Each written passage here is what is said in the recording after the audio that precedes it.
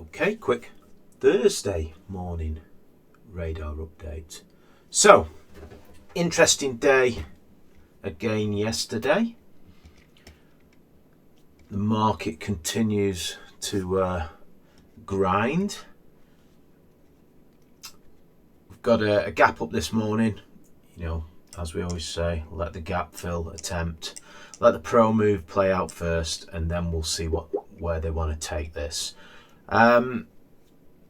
Let's just go through yesterday's moves. I suppose the main theme yesterday was obviously the crypto, but before we go on there, let's just go to strong dollar,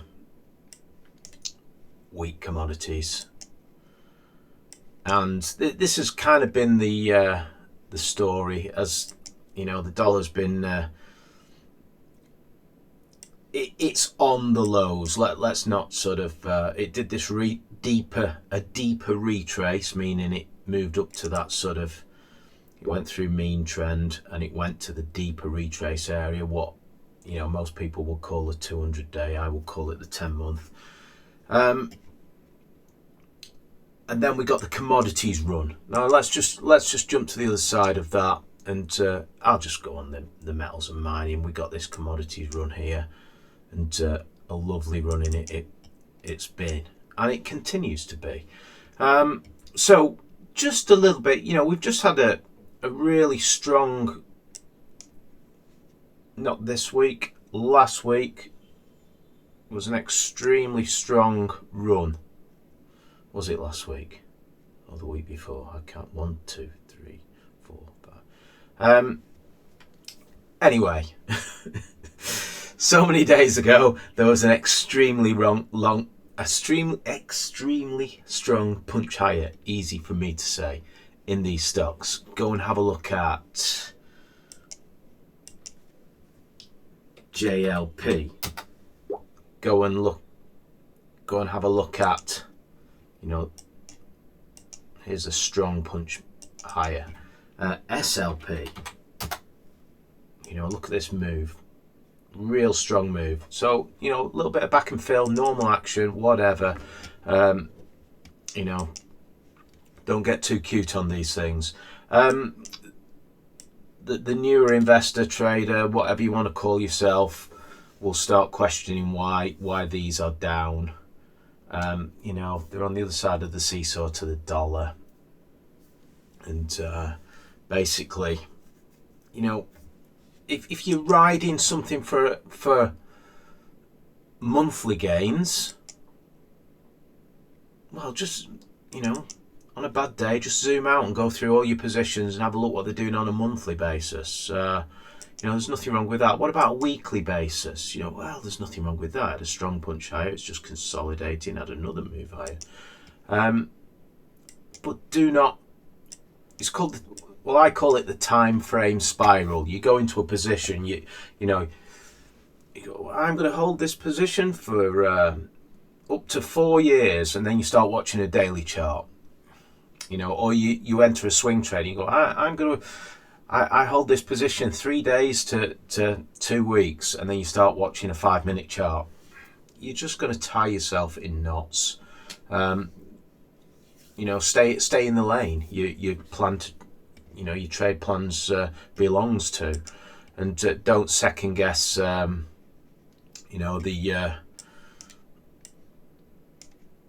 The day-to-day action of what the product's doing. Stick to the trend you want to ride, and let's just go and have a look at Bitcoin. I'm delayed on Bitcoin, probably a good thing. So I'll say it again. I posted this yesterday. High five to those who had the sort of the buy and hold mentality on some of these products, because look at these gains. I mean, even from this, we started charting this. I've got one member at Trading Basis who's traded these from this base here, and then I started charting it from this one. But he just took what I did and applied it to the crypt. Sorry, this one here. and I started sort of charting it from this one here. I've just gone back in time there. So, so you know, look at these bases and trends, and then the big consolidation, the big pullbacks. What is your time horizon? That's 200 months. You know, it's not even tested that. This is 50 months. This is, you know, what's that, about four years? You know, if your time horizon's 4 years, well, the pullback to the 50 month is, this is driving me crazy, this alert. The pullback to the 50 months is the pullback you want to watch, isn't it? I mean, fantastic. You know, if you buy the dip, that's what you could expect. This is what we call, you know, risk to stop, or stop volatility. You know, if you're longer holder of this, the further it gets away from this normal area will be your volatility. Now, let's just go back to those people who trade this time frame. For my methodology, it came on here, and then it broke trend here. For my methodology, we looked at this one here, it broke out here, it pulled back here. You know, there's a lot of people who got long that at trading bases. Not a lot, but you know, some people made a killing in this. Let's just do the sort of maths here. You know, it's still a few 100% over that area. What if your time frame was 10 months? You want to buy the dip after a correction. You know, it's just bounced off the 10-month average as if by magic. My time frame for trends tends to be a bit longer than that. My primary time frame, I like to see the 20-month rising before I start to, you know, call it full bull on my time frame. And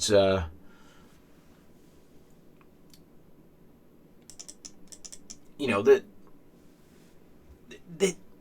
this makes the headlines, and you know, this makes the money. Let's just go back to it. Say it over and over again. You know, nobody was talking about it when it was setting off on its journey. They only talk about it when it's made a big move, and then the news churns out, you know, it churns out the buy and the sell case over and over and over and over and over and over again. So anyone who got involved in the news zone is always going to be in that sort of churny, horrible sort of news zone area. You know, if you buy the reward to risk situations as they set up, you know, it's rising over 5 months, it's rising over 10 months, it's rising over 20 months. This is a pullback. You know, that is where you're going to find your reward to risk scenarios on these things. So, you know, nobody knows how these are going to act. But what I'm going to do now is I'm going to just move over to, we can jump into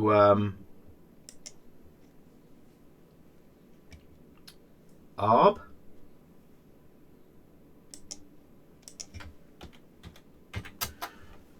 As if by magic, you know, these were our setups at trading bases on ARB. Amazing. You know? Where has it come down to? The 10-month. Now, I'm going to go over to another stock here. And this,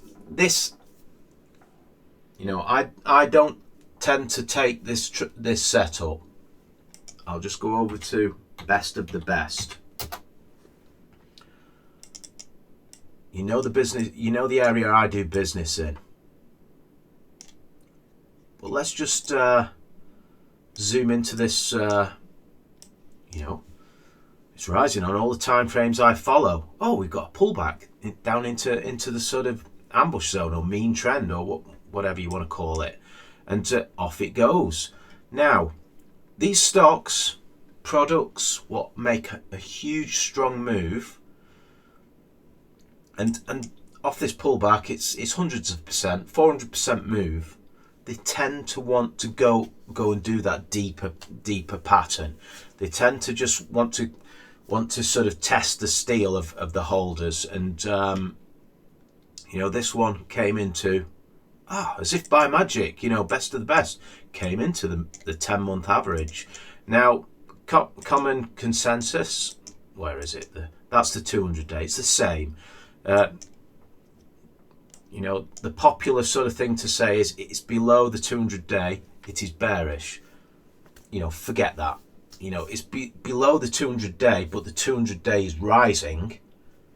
You know, the trend is still up on the 200 day. And this is the greatest rewards to risk situation there is if this trend continues. And it hit our screens, and it then traded 150% move out of that pullback. So, you know, I'm not saying ARB is going to do the same thing as that. It's, you know, Bitcoin related, commodity related stocks tend to have a little bit of they get poked around by the product, you know, they're related to, and Bitcoin related would be the same. So, you know, there it is. You know, that's some basic sort of charting. After a big move, you know, expect a deeper pullback. It does happen. Sometimes it doesn't happen. Sometimes they just keep going. But at the end of the day, you know, congratulations to those